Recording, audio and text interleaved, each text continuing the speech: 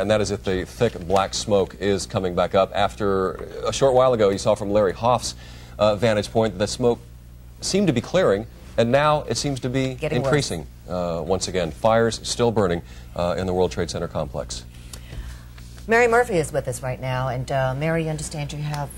We've been monitoring all the tape from the eyewitnesses coming in. We have a lot of brave cameramen out there, and I just saw some tape that came in from a Michael Benfonte. He's a sales manager who worked in Tower 1 for the World Trade Center, and he was on the 81st floor of the building, and he thinks the explosion was on the 88th floor. He was trying to get down a stairwell, and he told us that he actually strapped a woman who was in a wheelchair onto some makeshift gurney to get her down, and right when they got down, the building exploded again. A very emotional man who managed to get up on West Street North and get to some fire vehicles, and he told us what happened, what it was like down there at Ground Zero.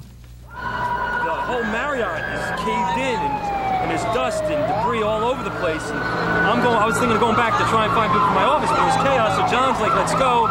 I start to leave, and I see people jumping at the top of the World Trade Center. And then I'm walking out, and some reporter's interviewing me. And I'm standing next to John, and when the top of the thing blew up, and it just exploded and started coming down. I was running for my life, and me, the fireman, John, we were just taking off, man. This shit was falling down behind us. It was coming up behind us, and I just saw this truck, and I knew it was right behind me, and I just slid underneath it, and I thought it was John behind me, and it was a fireman, and we stayed down there, and everything just went black. Shit was coming down all over us.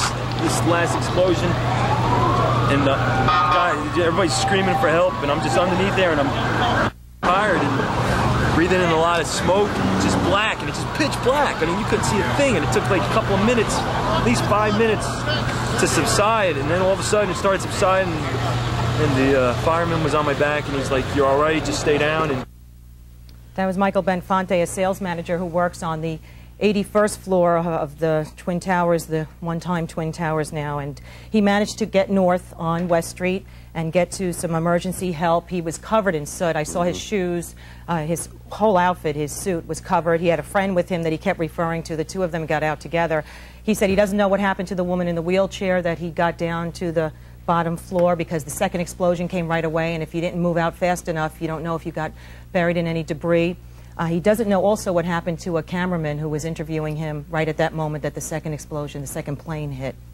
That is what is so devastating, and I think we're going to find is so devastating that's going to add to the loss of life and injuries, is that it's you know what it is? It's a virtual situation, as terrorists often do. The cruelest terrorist trick is to explode one bomb, have all the emergency personnel and people rush to the aid of those who have been hurt, and then explode another bomb. Well, there was a man there from the In a way, this is the same type of situation, except it was one plane hitting one tower.